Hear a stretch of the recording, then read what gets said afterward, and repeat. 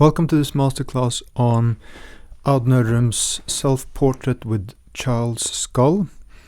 The focus today will be to look at how that the Technique di Macchia, the loose manner, the rough way of painting makes the result more vivid, more living, and how important it is that the different surfaces, background, foreground, skin, clothing, etc., that the different surfaces are in contact with each other in terms of color and value, and also how this Technique di Macchia makes things more, can create the impression of movement, which of course is a huge part in painting, because how do you create something that seems living?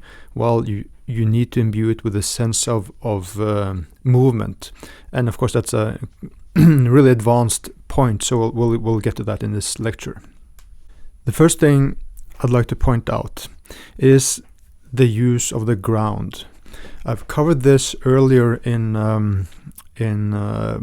masterclass on Rembrandt, but you can see it there, for example, with the arrow points.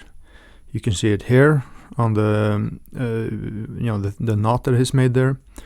You can see it here even in the shadow from the clothing that he's wearing. You can see it here, and you can see it basically everywhere.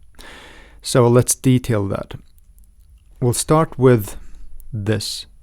Can you see what is done here? This is a type of color that I think you can recognize in the shoulder up to the left there, and then to the right of it in the sort of shadow part of the chest. But let's stick to what is within the circle now.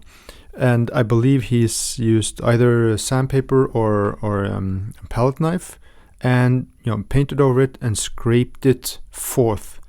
So this is the ground in more or less pure form, not as some arty trick, to show that this is canvas.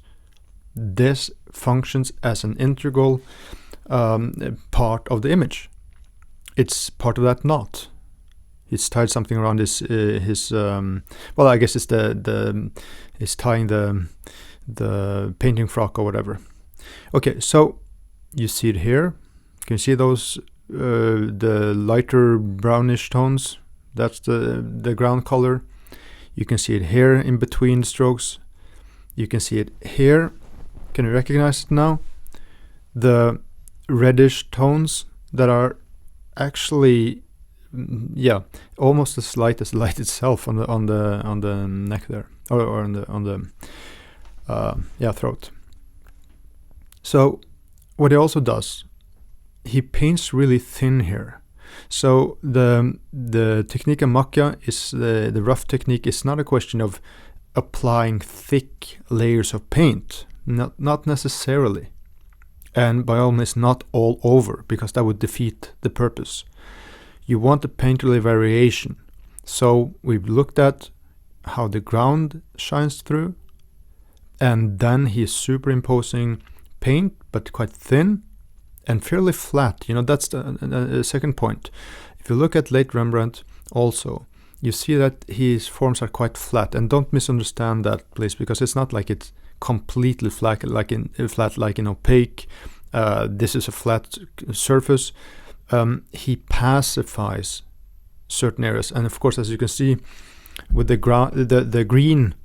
greenish paint that I'm pointing to here, you see that it has vibrancy in the strokes, so it's not completely flat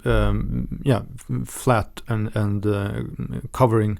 It has that vibrancy to it. So when he has that, he also already has two layers, and in addition to that, he adds sort of drawing, but he's not using his brush like a pencil, right? It's very painterly, the approach. You see the black strokes on the two uppermost arrows there, and the two lower arrows are pointing to one stroke or one line, going a bit lighter line. And So nothing is really drawn like you can see, for example, in Caravaggio's mid-period, where it's very exact. This is not it. This is something that Caravaggio started to develop towards. So when you're working with that sort of ground vibration of the whole surface, then when you add these clear lines, they must be in keeping with that effect that you've already established. So you don't suddenly go totally young Renaissance when it comes to drawing the form and then doing that on top of a ground that looks like this.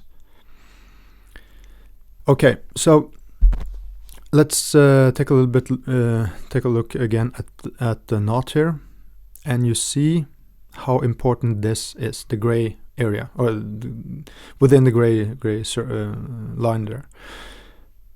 Without it, you see that the what the arrow is pointing at there is totally dependent on this. So again, this is also a type of technique or a mindset that really emphasizes that if you're going to paint this, you need to paint this. Thank you for checking out this video from the School of Apelles. To watch the full video and access our premium library, go to caveofapelles.com/subscribe and become a $10 patron. That's caveofapelles.com/subscribe.